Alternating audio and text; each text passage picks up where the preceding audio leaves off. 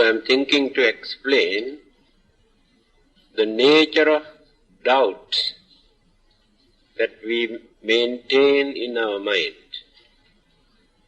How many kinds of doubts we have about our religious way of life. Because we cannot understand many things.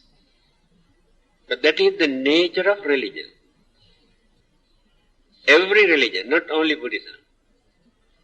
If people can understand these things very easily, they never take seriously. Even scientific subjects, after studying and observing and investigating, when they realize, there's no value, realized already. So religious subjects that we are talking about, we can talk, we can study, we can think forever throughout our life. But still, we never get the clear picture. Now this is the nature of religion. We create our own concept, or if not imaginations, a little bit of knowledge to appreciate until we attain the highest stage, perfection, or arahanta, or the Buddha.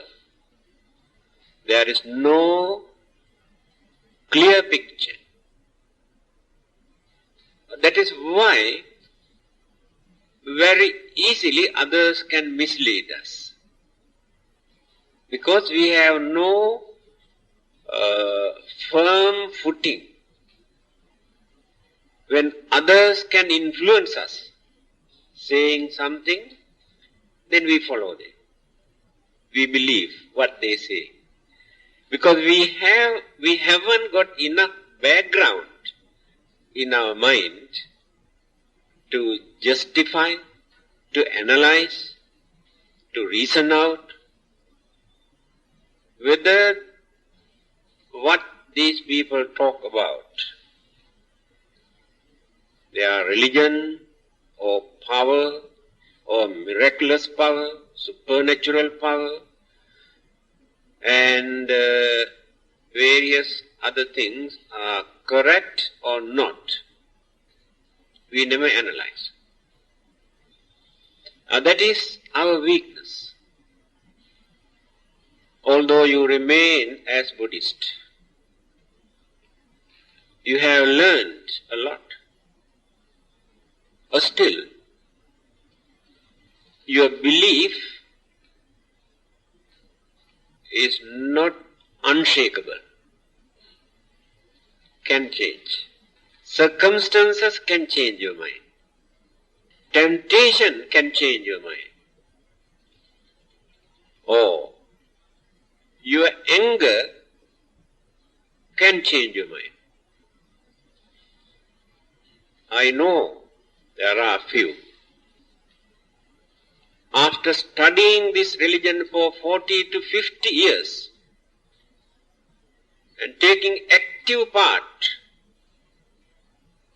here in religious activities, Buddhist activities, just because of little bit of misunderstanding, to take revenge, they have changed their religion into another religion. When you analyze this, you can understand the nature of human mind, who used to preach and teach, conduct religious classes also.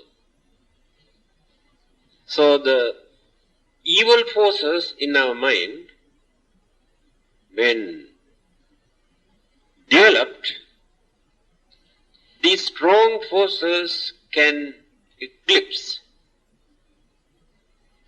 overshadows everything what you have learned at that time. You maintain only that mental attitude. What you want is to show or to take revenge. Change your religion. Now that is why I told you, your belief is not unchangeable. Again, when you are going to get married, if your boyfriends or girlfriends belong to another religion, then who surrender his or her religion? Mostly Buddhist and Hindus.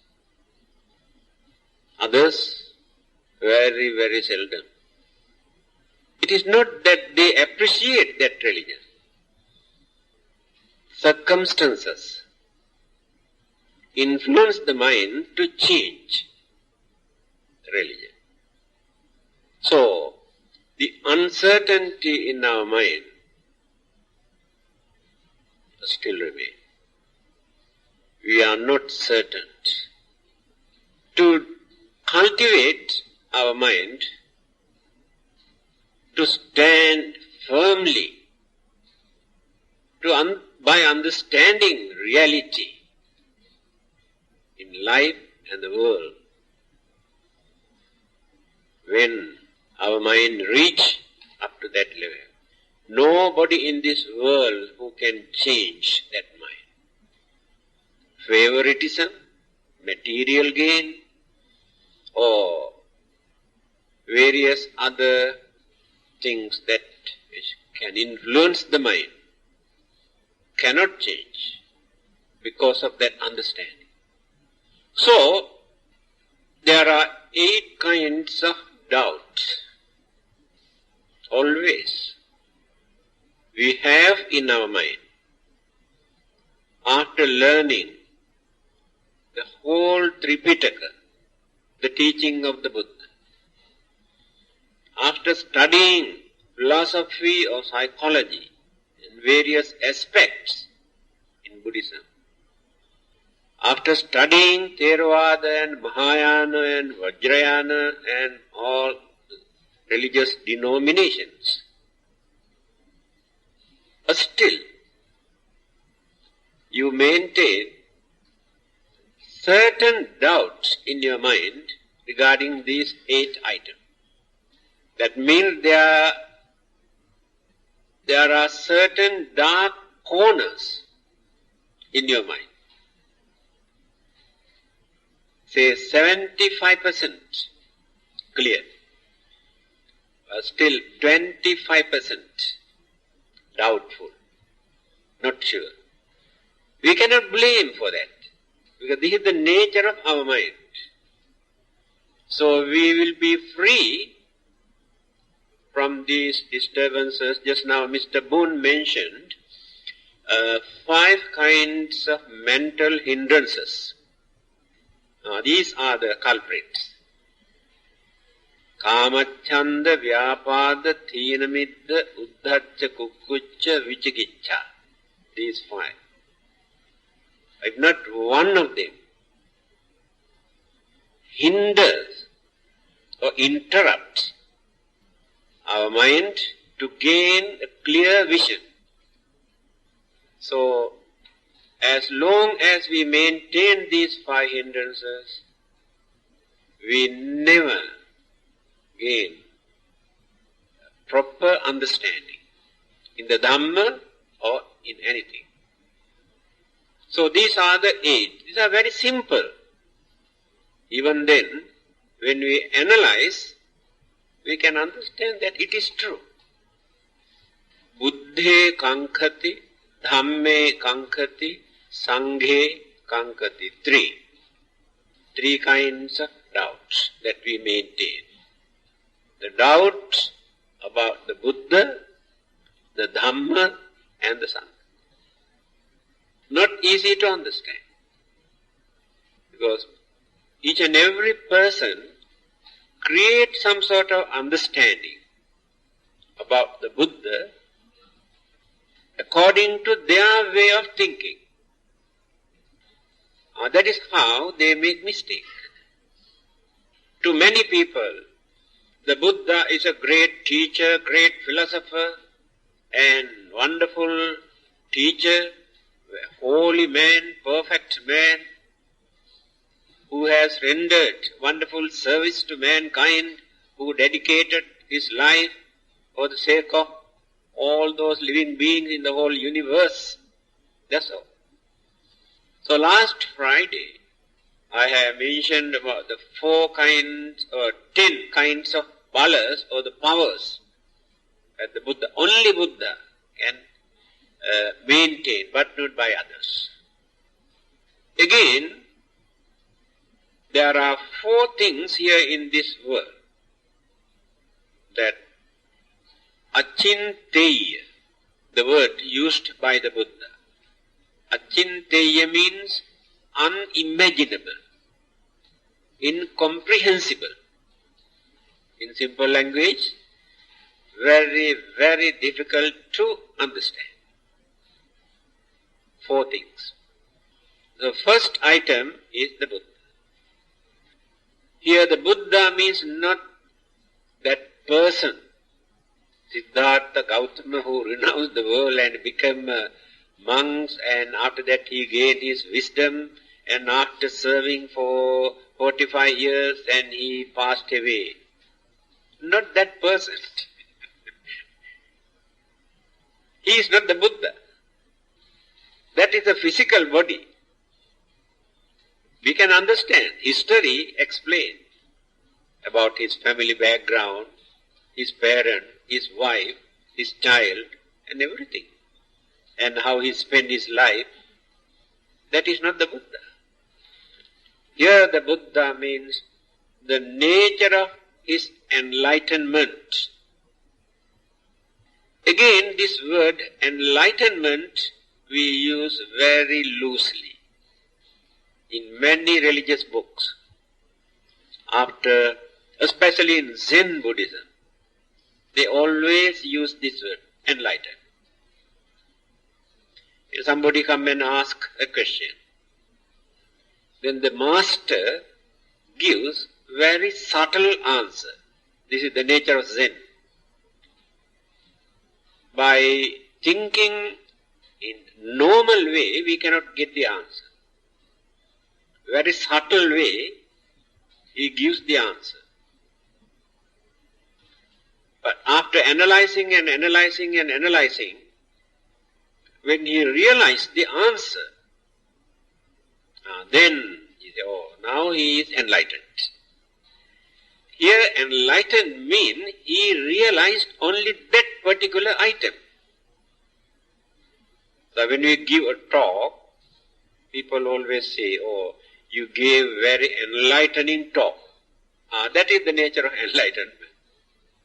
So the Buddha's enlightenment we should not introduce in that way. That is what we cannot understand. Why it is difficult to understand? Usually, people believe that when a founder of a religion revealed something, a doctrine or religious principles, they believe that this message was given by divine authorities, divine agent. In simple language, he received this message from heaven. This is the common belief. Anything that ordinary people cannot understand, then they say, oh, this might have come down from heaven. So they have never learned to give credit to human intelligence. When you study all those existing religions for the last 2,000 to 3,000 years in this world, no religion has ever given that credit to man's intelligence. That means human beings never had the chance to use their intelligence. They were taught that you cannot understand. Then they stop thinking. You understand?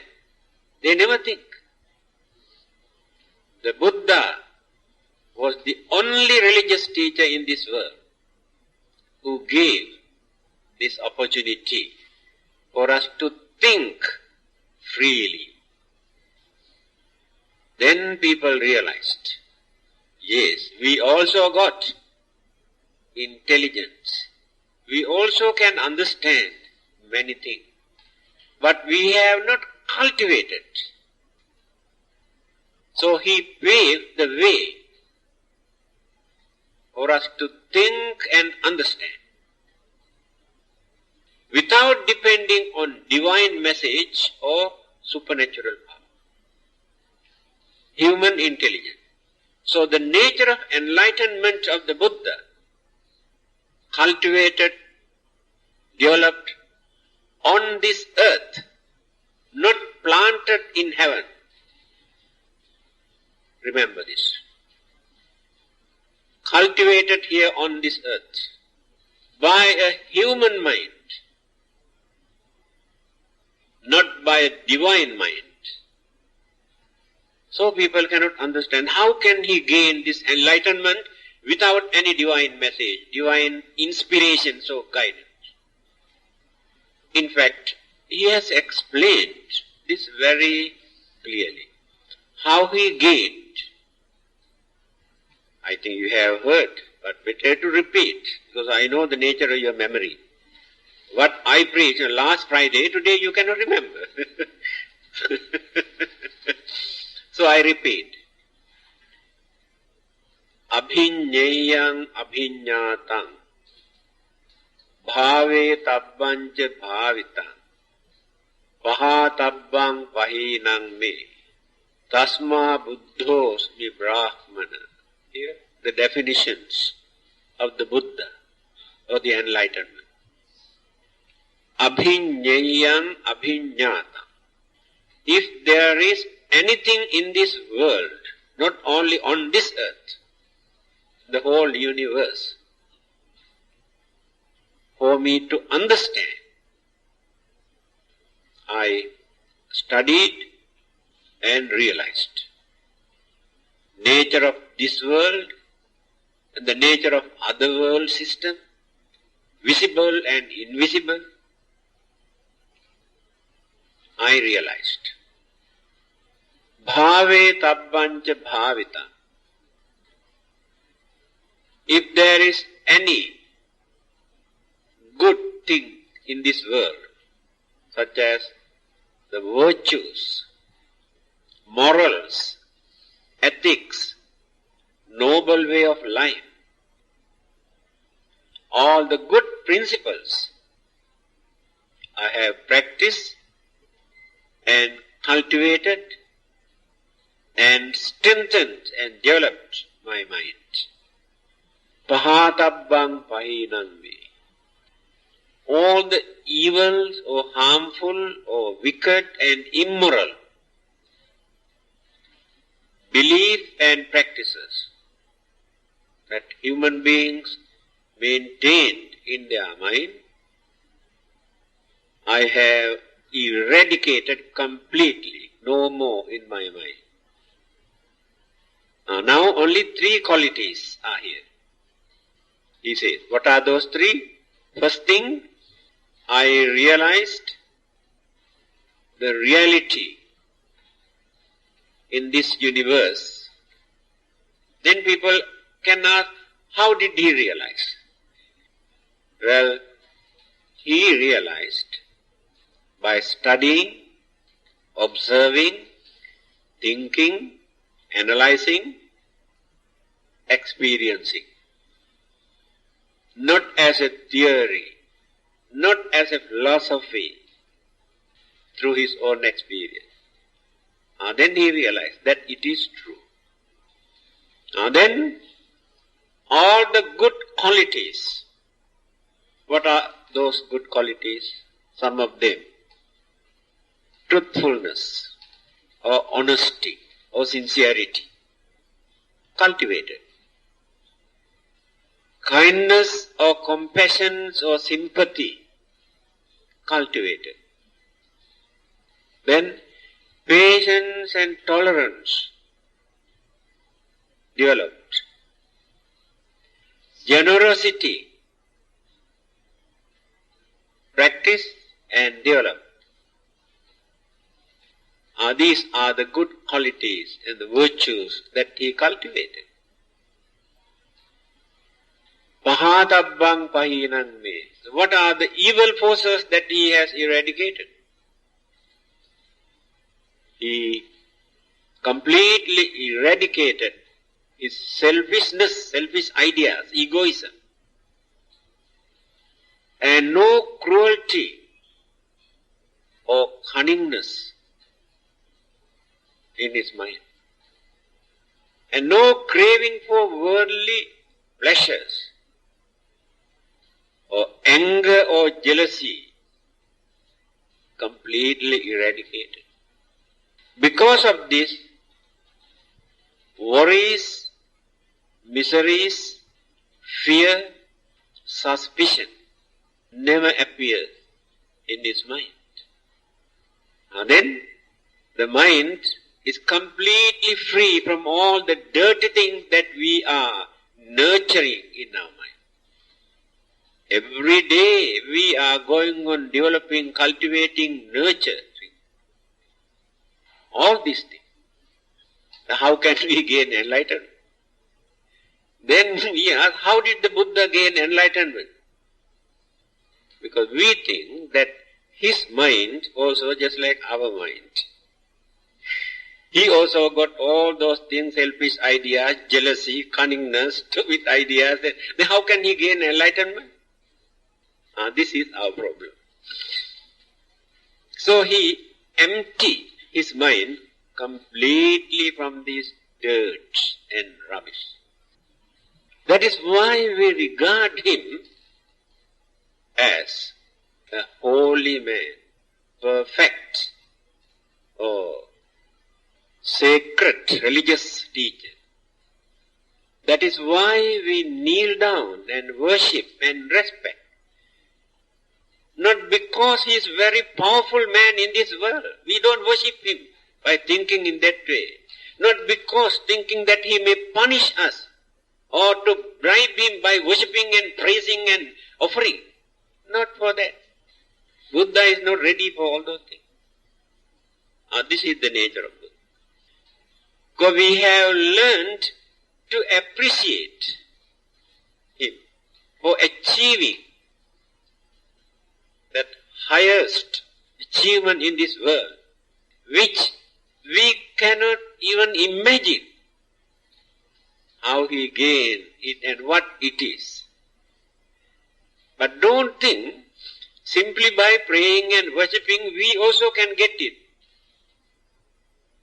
He cannot transfer.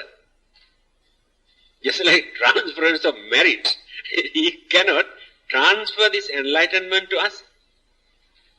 But by following the method practiced by him, just now Mr. Boone mentioned 10 perfections, 10 paramitas that he practiced to reduce all his human weaknesses. So we have lots of human weaknesses. We can do a lot of good things, meritorious deeds, but human weaknesses are there. That is why when we are going to do some religious services, also we get angry, we have jealousy, we harbor all sort of things and criticize and accuse and blames and misunderstanding. These are the weaknesses. We cannot get rid of them.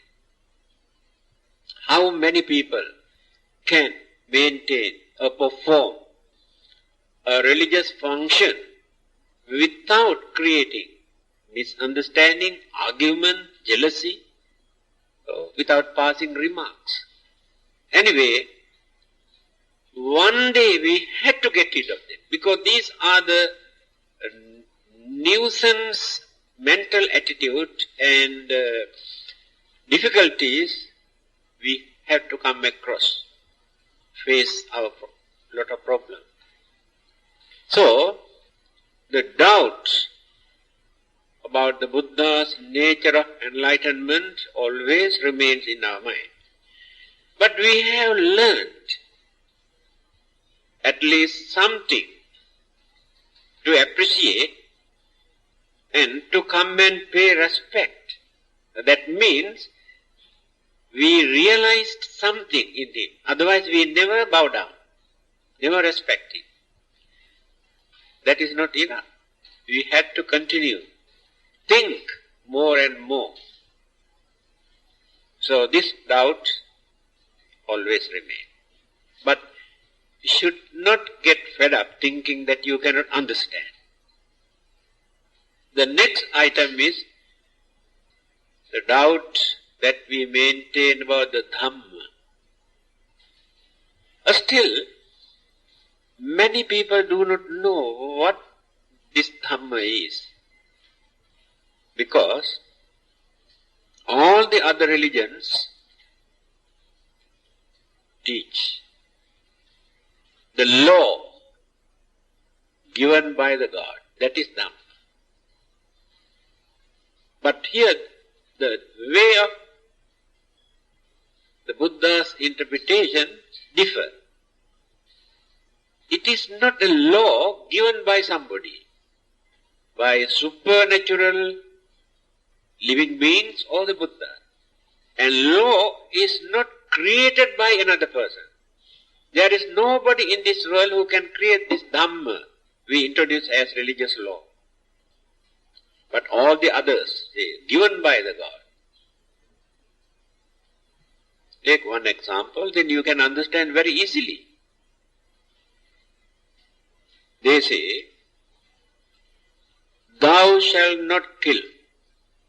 Now, it is a law. A law given by the God that you should not kill.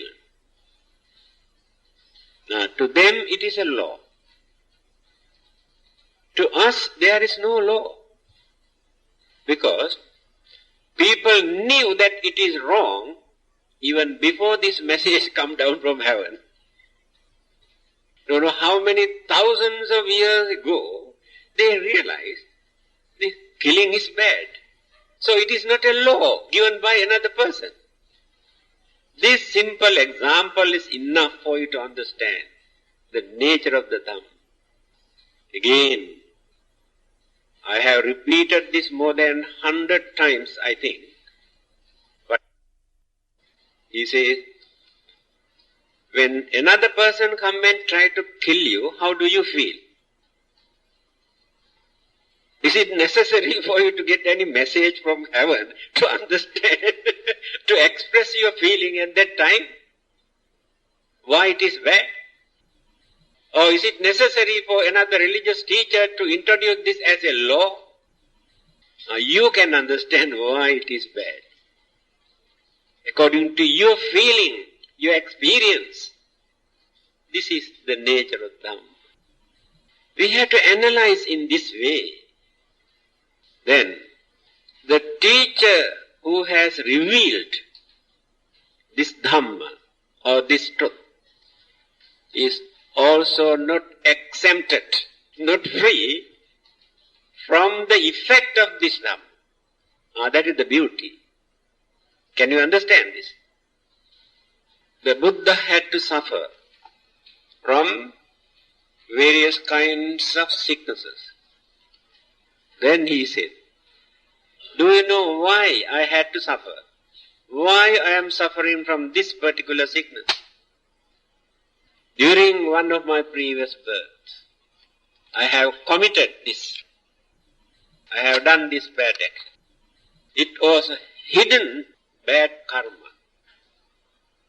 Within this lifetime, get the chance, fruition, this karma. This is the effect of that karma. That is why I told you the Buddha is not exempted. Then what about us? So when he was suffering from severe pain, he told, I can subdue, control my pain by using my enlightenment and psychic power. But it is not natural. It is artificial. If I do that, I go against the nature, against the Dharma. Why? Anything that which come into existence as component thing, combinations of elements and energies, is subject to this. That is Dharma. No one is free. Pain, pleasure, both. Sicknesses, happiness, unhappiness. Then, this is Dharma. There is nobody to create this, nobody to stop this. This is Dhamma, this is natural. So when he was very old, nearly 80 years old, and he explained to his disciple, you have seen me for 30 to 40 years ago. At that time, my complexions, features, you can remember, isn't it? Right. And look at my body now. You can see wrinkles all over the body. In fact, I have no strength to walk, because when he was very tired, he sat down under a tree to rest. At that time he was talking to his disciple. He says, my physical body is just like worn out bullock cart. Very difficult to move.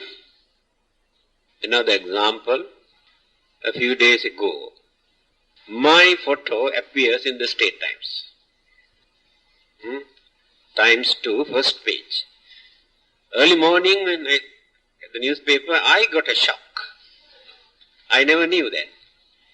The peculiar thing is, under my photo, word cremation is there.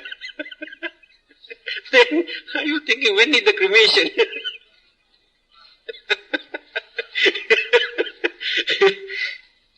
Then the photo looked very funny. Many people telephoned, come and ask, why did you give such young photo to newspaper? People cannot even recognize. I say, I had no idea whatsoever, because this photo was in their file, in the State Times. 31 years ago, the photo. No one can stop.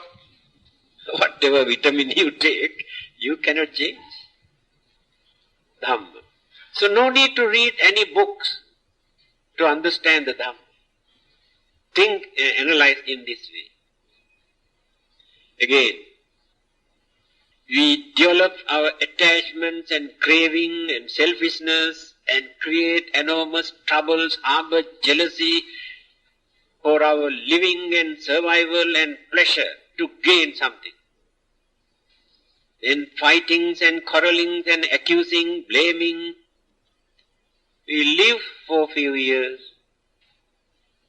After that, suddenly die. We never think that we had to live only for a few years. And why should I misuse and abuse my life? To disturb others, to bluff others for my living and for my pleasure. Why can't I adjust my way of life to lead simple or humble, reasonable or harmless life? Then I can die peacefully without worrying. But after working, earning, enjoying and fighting, quarreling, when we are going to die, we worry and cry. Then what is the purpose of this life? When we analyze in that way, that is Dharma. And see, the easiest way for us to understand the Dharma. Now you can understand. It is not very difficult. But the problem is how this Dharma and this karma function, who handle it and who manipulate it, that is the problem. The reason is the common belief again. There is a God who maintains, who plan, who punish and reward, handle everything. Then you can understand whether it is true or not, you can understand that. Because here on this earth you can see there must be somebody to handle. But here there is nothing for anybody to handle. This is nature, this is dharma, this is phenomenon. No one can handle it. No one can change it. Just now I told you, the teacher who realized this Dhamma and revealed to us what it is, also had to face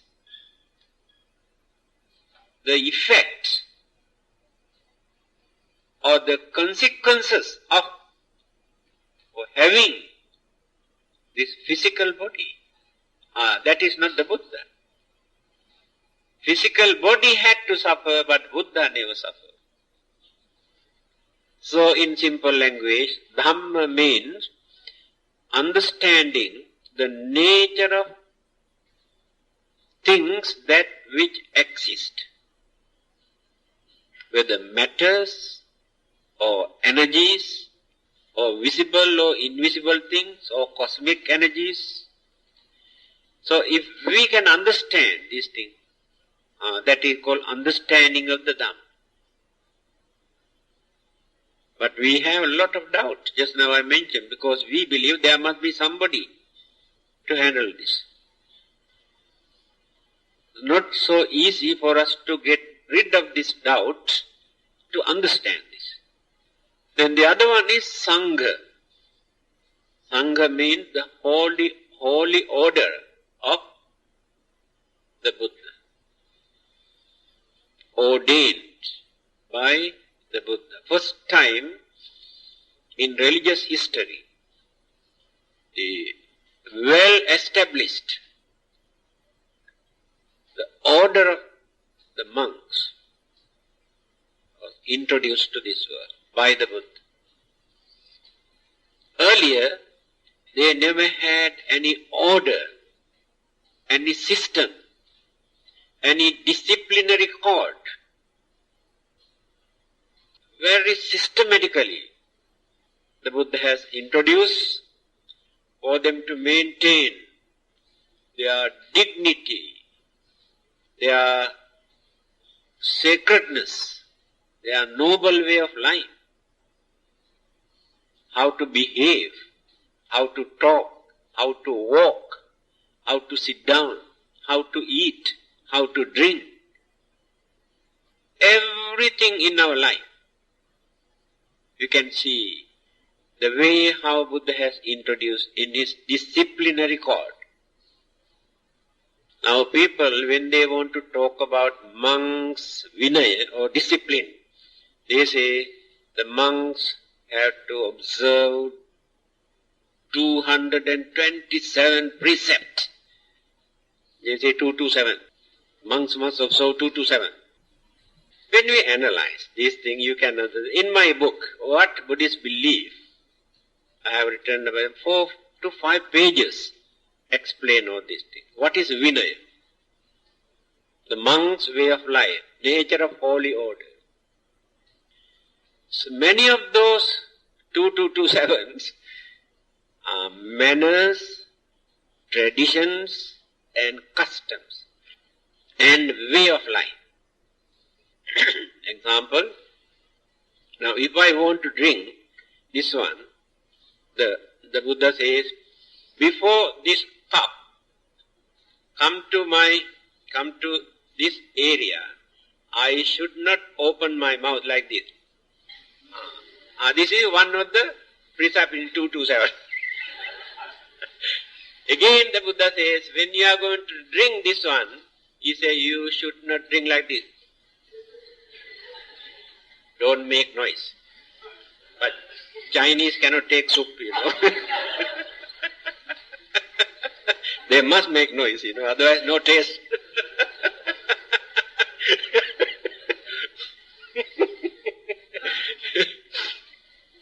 Again, assume something in your mouth, rice or fruits or anything.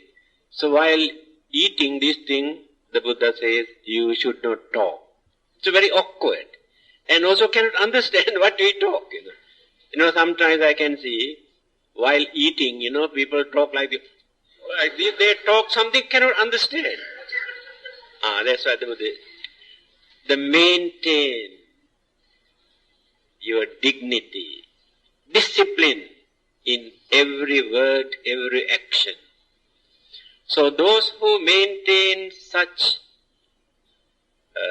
noble way of life, by maintaining discipline in their thoughts, discipline in their words, disciplines in their action, and those who work to gain wisdom and understanding and purification, and those who attained this highest sainthood.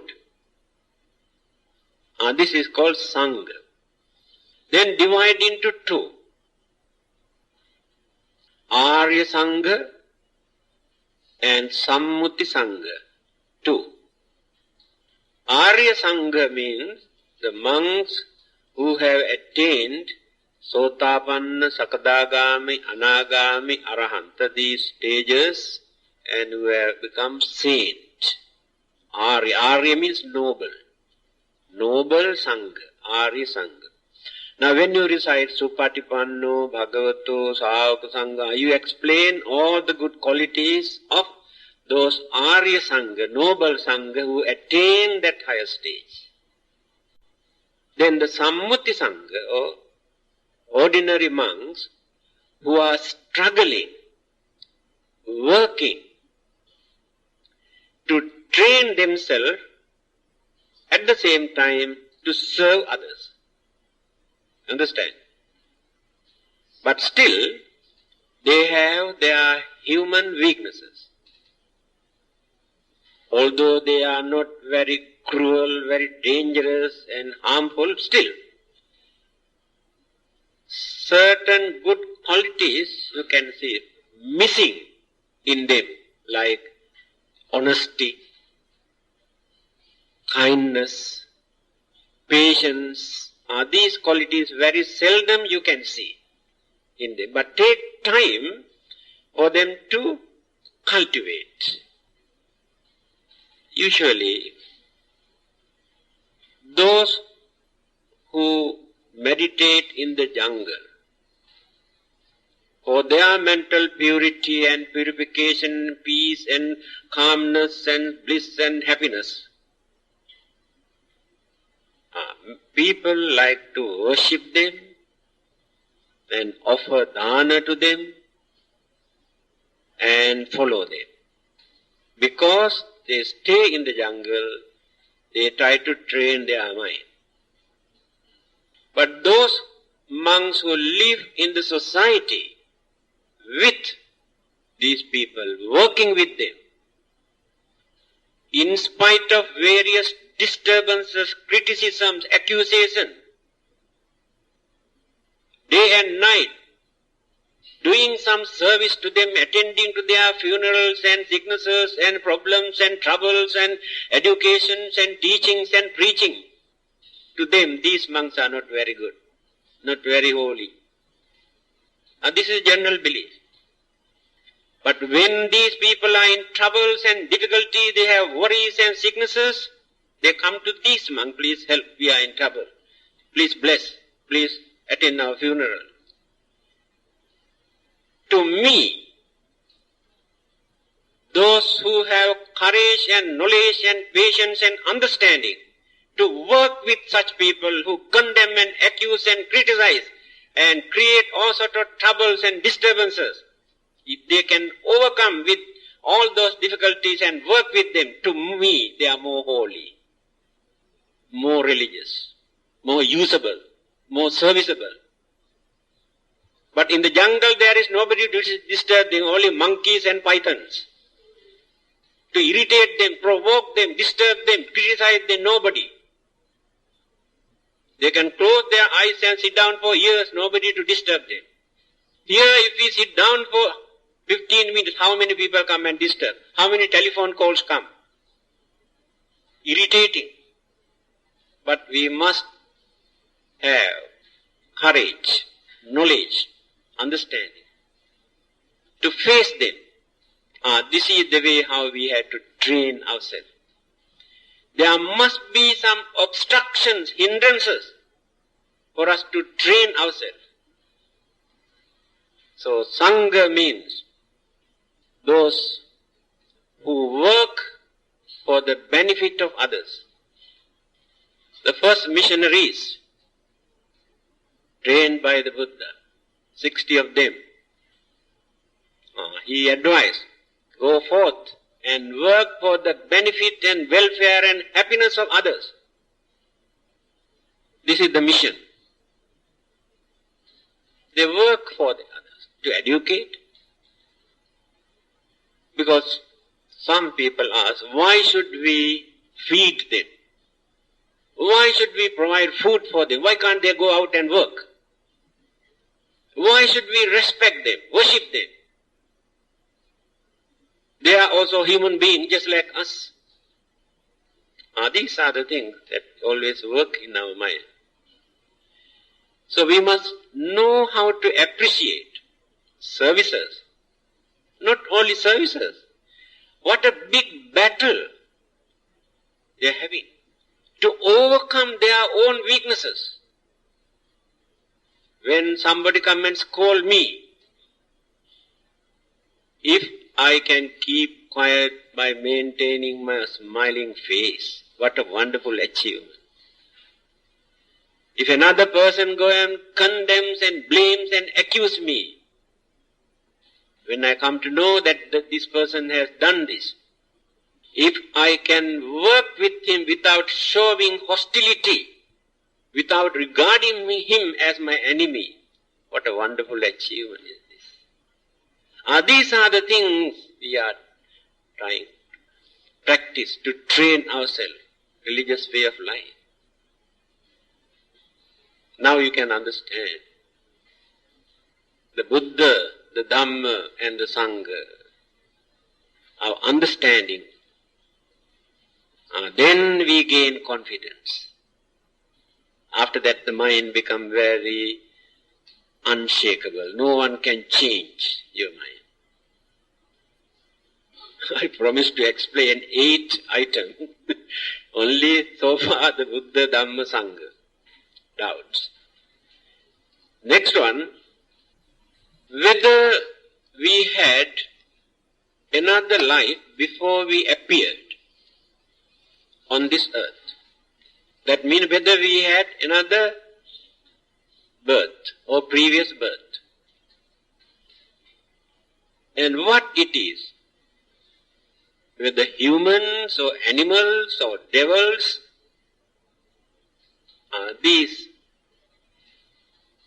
always these doubts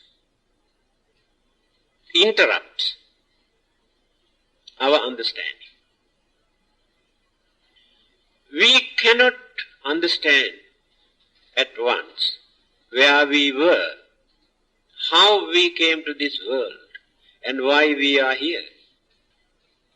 But there are so many indications for us to guess, to understand actually where we have come from. So when you study the character the temperament or the moods, attitudes, the way of life by nature. These things indicate where this person was during his or her previous birth.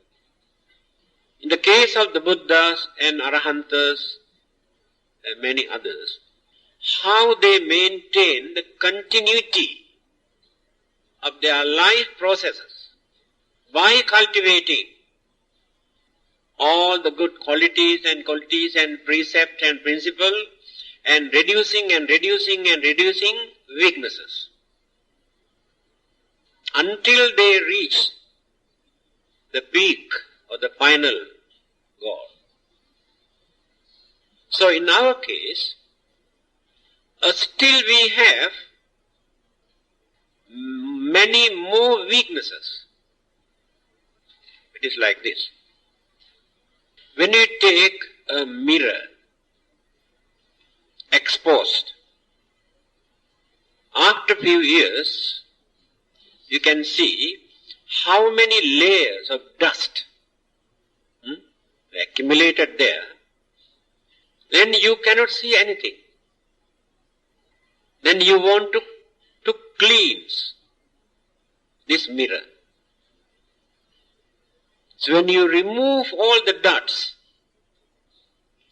clearly, then you can see your face there. So what is happening to us?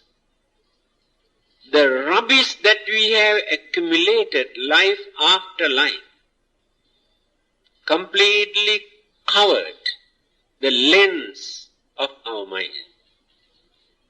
You understand? We try to see things, cannot see because the lens are dirty. So what we are doing now, through these religious precepts and practices and noble way of life, we try to cleanse, cut down those dirts from the lens of our mind. Then we can see where we were. But not very important. Why? Why do you want to dig out all the rubbish? Not necessary. Only advantage is this. Now if we suffer in various ways, then suddenly we came to know where we were and what we have done during our previous birth. So I am suffering today because of those activities, bad activities. Now these good lessons to shape, to mold our future life. Again, some others gain everything what they want without working.